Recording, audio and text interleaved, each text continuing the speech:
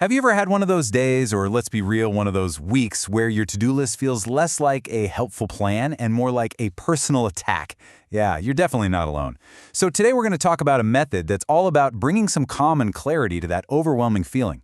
It's called the Personal Kanban method, and honestly, it might just change how you look at your work forever. This quote from Roya it hits home, doesn't it? A normal to-do list only shows you what you have to do, but it gives you zero information about how you're actually handling it. You can't see the flow, you can't see your progress, and you sure can't see what's holding you up. It just turns into this pile of tasks, all screaming for your attention at the exact same time. And that right there, that's the big question we're trying to answer. This isn't about working harder or trying to magically find more hours in the day. It's about changing how you see your tasks, how you interact with them, so you can finally get that feeling of being in control. So how do we actually find that clarity in all the chaos? Well, the answer is in this beautifully simple system that brings a kind of visual order to all that mental clutter. We call it the Personal Kanban method. Okay, now don't let a term like lean systems scare you off. Yeah, the concept came from making factory floors more efficient, but the core idea behind it is incredibly simple. Just make the work visible. Personal Kanban snags that powerful idea and lets you apply it to, well, pretty much every part of your life. So, how does this whole thing actually work? The real magic of Personal Kanban is that you create a visual board that literally maps out your workflow. We're getting away from plain old lists and moving to a system where you can actually see your work. And it all comes down to these three super simple columns. First, you've got to do. Think of this as your backlog, all your ideas, plans, and tasks that are just waiting in the wings. Then, doing. This is the star of the show. It's what you are actively working on right now. And finally, done. This becomes your personal wall of awesome, a fantastic visual reminder of everything you've accomplished. And here's the part that is just so satisfying. Every single task gets its own little card or sticky note. You get to physically, or digitally, move it from to-do over to doing, and then, the best part, slide it into done. It's such a simple, tangible little action, but it represents real, actual progress. And by making it visual like this, you get an immediate gut check on how things are going. You can see right away if your doing column is getting totally overcrowded. You can spot if a certain task has been sitting in to-do for way too long. The board basically becomes a diagnostic tool for your own productivity. But to really make this system sing, it's not just about drawing some columns. You've got to follow two golden rules.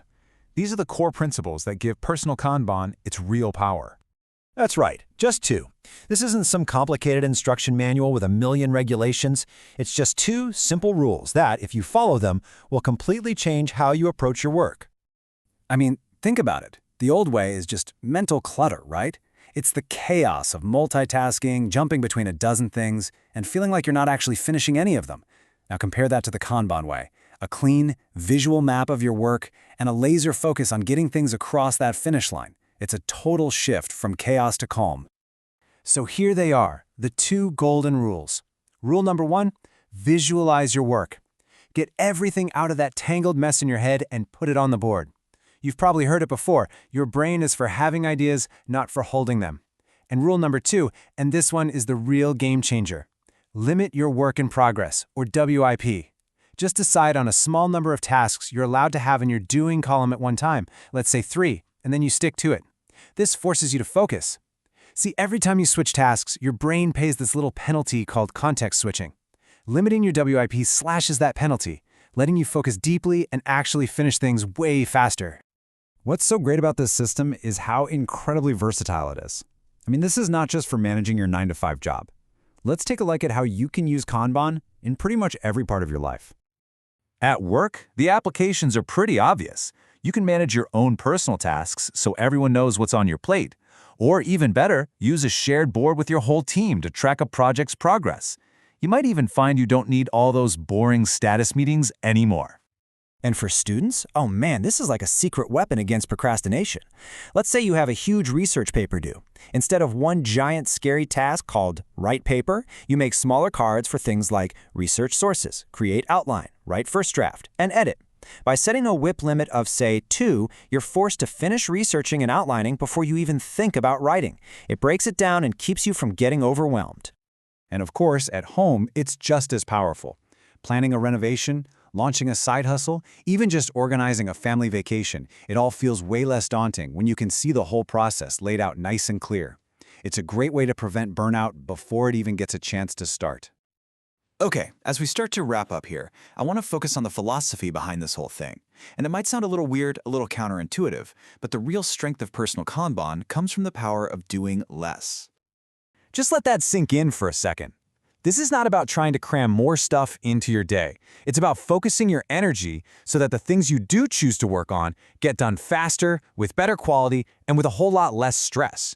By limiting what you're doing, you actually end up accomplishing more. It's a wild but true paradox. This really sums it all up perfectly. Personal Kanban is so much more than a task manager. It's really a thinking tool. It takes all that frantic, scattered energy we all feel and channels it into a clear, focused process that's just way more effective. So, I'll just leave you with this question to chew on.